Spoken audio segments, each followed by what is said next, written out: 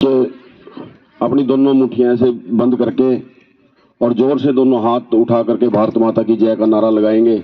और मेरे ख्याल से जितने मंच पे लोग बैठे आप लोग भी, क्योंकि थोड़ी सी सर्दी भी उतर जाएगी, ये बच्चों की ड्यूटी नहीं है और हमारे अध्यापक गण भी सभी एक बार जोर से भारत माता की, भारत माता की, भारत माता की, वंदे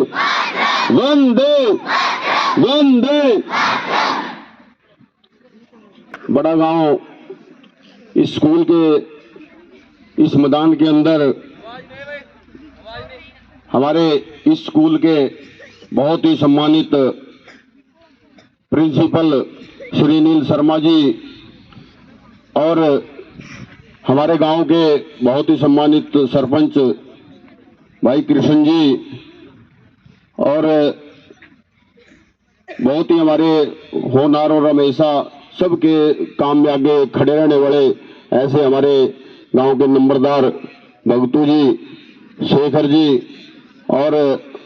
ओमपाल शर्मा जी जो स्कूल में बड़ा योगदान हमेशा करते रहते हैं, सुरेश जी। इसको हमारा देश आजाद हुआ था और ये देश आजाद हुआ ऐसे ही नहीं हुआ, बहुत सारे लोगों की कुर्बानी की वजह से, जो लाखों लोगों ने इस देश के लिए कुर्बानी दी, उसके बाद ये देश आजाद हुआ। और देश आजाद होने के बाद हमारे देश के, जैसे अभी कुछ टीचरगण बता ही रहे थे कि देश के सामने एक बड़ी समस्या थी कि कोई भी देश तभी चलता है जब उसका एक संविधान होता है। और संविधान बनाने के लिए इस देश में बाबा साहब भीमराव अम्बेडकर जी की ड्यूटी लगाई गई और उन्होंने हमारा संविधान बनाया। अभी जब बता रहे थे कि हमारे देश का संविधान सबसे बड़ा संविधान है और हमारे देश के संविधान में बाबा साहब ने हर एक व्यक्ति की सुरक्षा के लिए, उसकी आजादी के लिए कानून बनाए हैं। और हमारे यहाँ आप देखो कि खाली व्यक्ति के लिए नहीं, पशु पक्षियों के लिए भी कानून है, वो उन पे भी कोई अत्याचार ना कर सके उसके लिए भी कानून बनाया गया। और इस अवसर पे हमारे बीच में हमारे बच्चे बैठे हैं, मैं भी इस स्कूल का स्टूडेंट रहा हूं, विद्यार्थी रहा हूं और मैं आप बच्चे जब जैसे टाट पे बैठे हैं नीचे, मेरे को भी याद आता, हम भी यहाँ बैठ के ऐसे ऐसे प्रोग्राम देखा करते थे। और मैं आप बच्चों को एक चीज और बताना चाहता हूँ और अध्यापकों को भी बताना चाहता हूँ कि अभी चलो विनोद जी का नाम आया, ये भी एयरफोर्स से रिटायर भी हुए हैं और अभी टीचर भी हैं, ये भी इस स्कूल के स्टूडेंट रहे हैं। और इस स्कूल के स्टूडेंट मैं आज हुए हैं और आज इस गांव के सरपंच है, ये भी इसी स्कूल में पढ़े हुए हैं। हमारे गांव के 2 जज भी इसी स्कूल में पढ़ के लगे हुए हैं। और आपको मैं बताऊं, आप देखोगे स्कूल के स्टूडेंट अगर बड़े बड़े बिजनेसमैन हैं, बड़े बड़े बिजनेसमैन हैं जो हमारे स्कूल में पढ़ के यहाँ गए हैं, तो ये बताने का मेरा मकसद क्या है, मैं अपने प्यारे बच्चे जितने भी बच्चे बैठे हैं, मैं आपको सबको एक चीज, आप जो आपके माता पिता और विशेष तौर पे जो आपके गुरुजन हैं जो आपको अब पढ़ा रहे हैं, कई बार बुरा लगता है जब बच्चों को थप्पड़ मारते हैं टीचर, लगता है बच्चों को बुरा, डंडे भी मारते हैं, डंडे शायद आजकल नहीं मारते होंगे क्योंकि जब हम पढ़ते थे